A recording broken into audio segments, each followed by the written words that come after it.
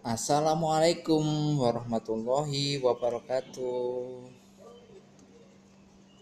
Salam sejahtera buat semuanya, adik-adik semuanya. Pada pagi hari ini, kakak mendoakan semoga semuanya sehat, selalu selalu dalam lindungan Tuhan Yang Maha Esa, Allah Subhanahu wa taala.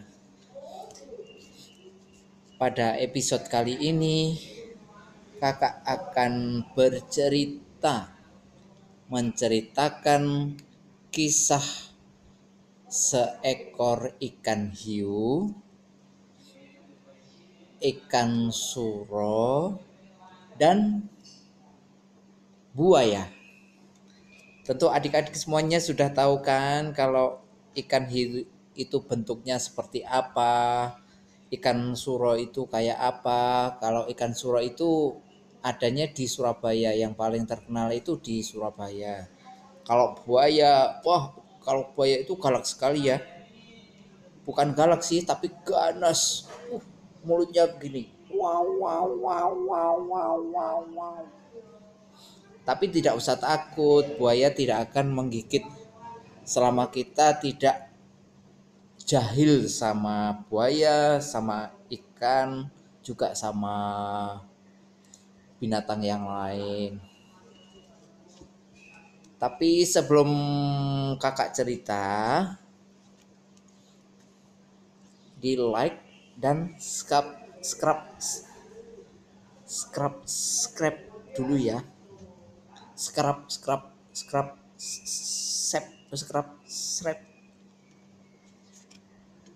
Subscribe itu yang betul.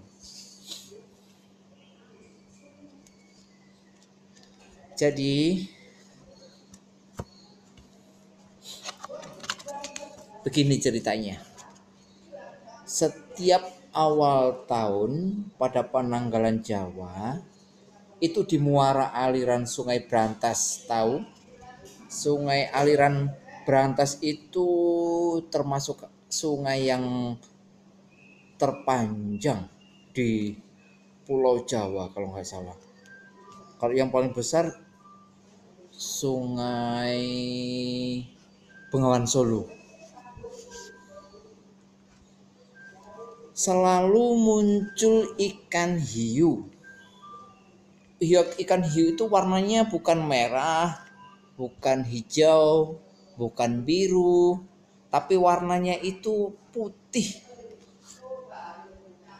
Tentu sangat menakutkan kalau ikan hiu itu warnanya putih. Kalau di laut-laut itu kan warnanya ya hitam gitu ya. Warnanya hitam. Dan ikan hiu itu terkenal sangat ganas. Dan anehnya ikan hiu itu mengobrak-abrik dan melahap semua ikan. Semua ikan yang ada di muara. Jadi takut, kakak juga takut kalau dimakan ikan hiu. Kita semua berdoa jangan sampai kita dimakan ikan hiu. Lanjut lagi ya. Akibat dari ulah ikan hiu putih itu, para pencari ikan terpaksa gigit jari. Kenapa bisa begitu? Karena belum ada yang mampu menangkap ikan hiu itu sejak kemunculannya. Pada tahun kembar 1111.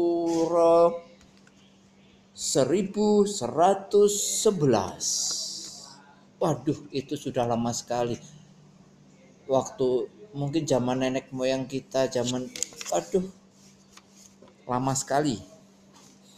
Dan karena munculnya hanya pada awal tahun Jawa atau satu Suro, maka ikan hiu putih yang oleh penduduk dikeramatkan itu disebutkan dengan nama ikan suro. Merinding. Ikan suro itu sepertinya sih keramat gitu ya. Adik-adik, dan diambil dari nama awal bulan penanggalan.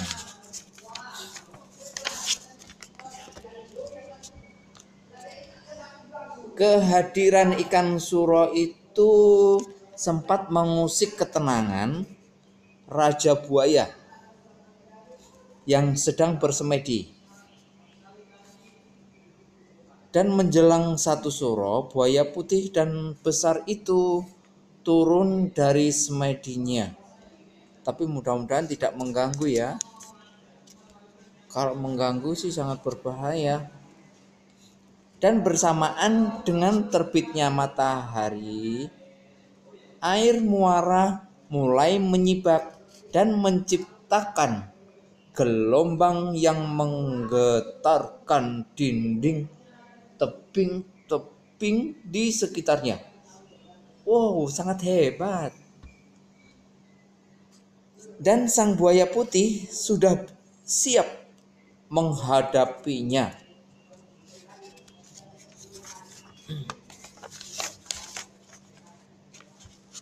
Dan dua binatang besar itu telah berhadapan. Jadi berhadapan. Ini ikan suro, ini buaya. Dan gimana ya, apa yang terjadi ya? Dan semula buaya meminta supaya ikan suro itu kembali ke laut. Hei ikan suro, kata buaya begitu. Kamu harus kembali ke laut. Jangan pergi ke daratan, nanti kamu berbahaya.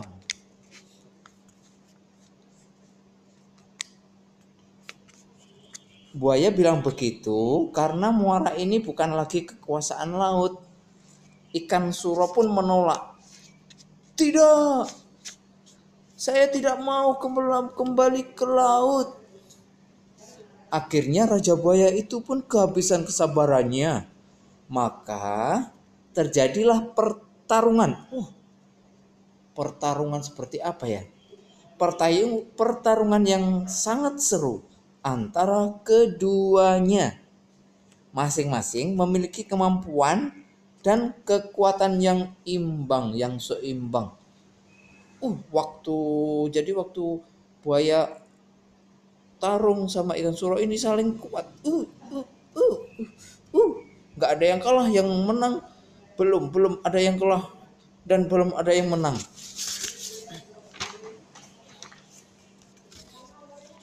Dan ternyata adik-adik, keduanya itu juga memiliki kesaktian yang luar biasa, sangat sakti sekali.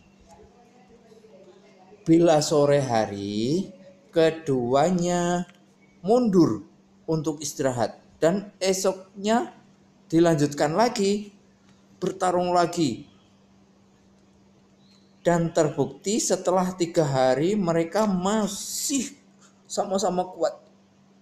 Sama-sama kuat, nggak ada yang mau mengalah, semuanya mau menang.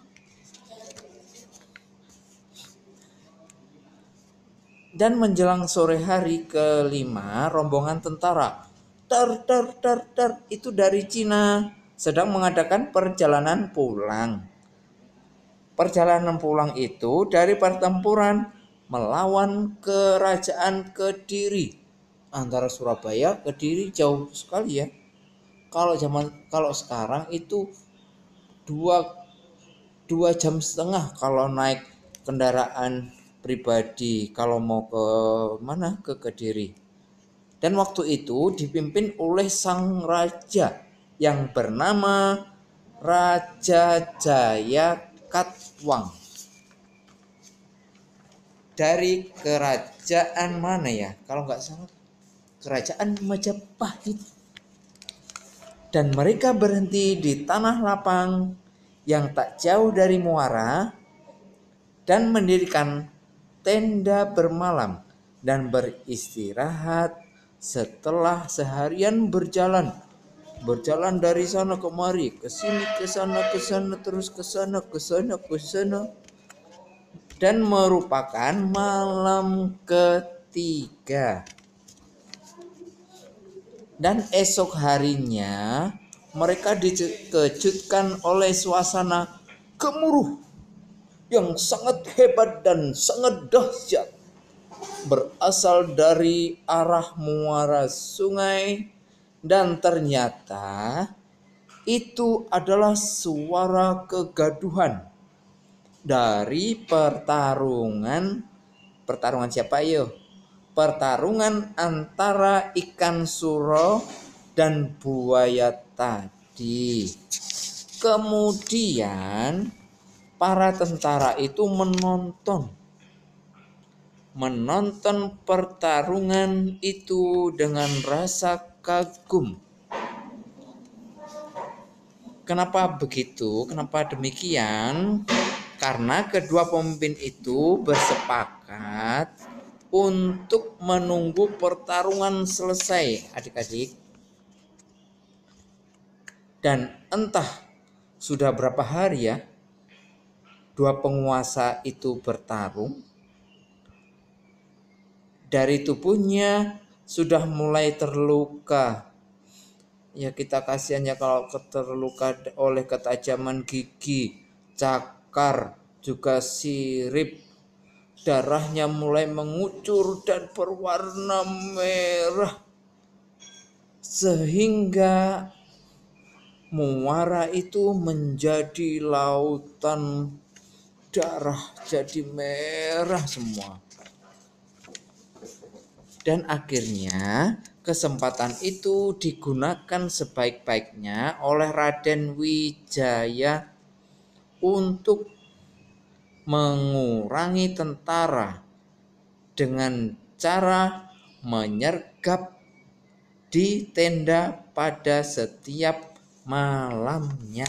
Nah, adik-adik, pada hari ke-25 ikan suro dan buaya tadi itu kehabisan tenaga. Tubuhnya pun mulai penuh luka dan akhirnya keduanya jatuh ambruk, sudah gak kuat lagi menahan rasa sakit pada tubuhnya. Rasa sakit semuanya pada tubuhnya itu sakit, pokoknya sakit. Dan sore itu pula Raden Wijaya menyatakan bahwa daerah muara sekitar itu diberi nama Surabaya.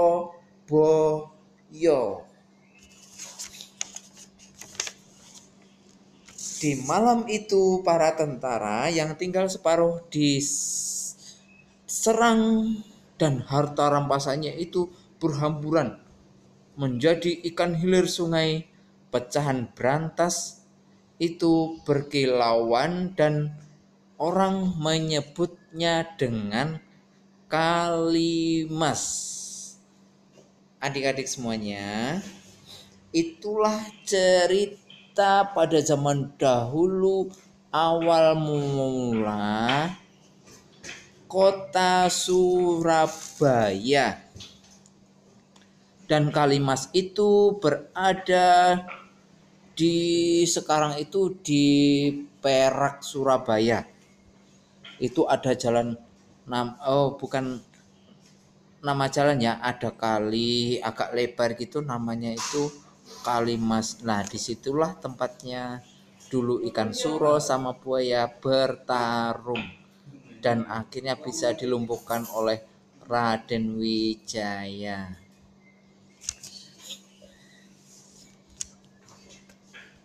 Adik-adik, itulah cerita pada episode kali ini tentang awal mula kota Surabaya, dan nantikan episode selanjutnya di kisah tentunya yang berbeda dari hari ini.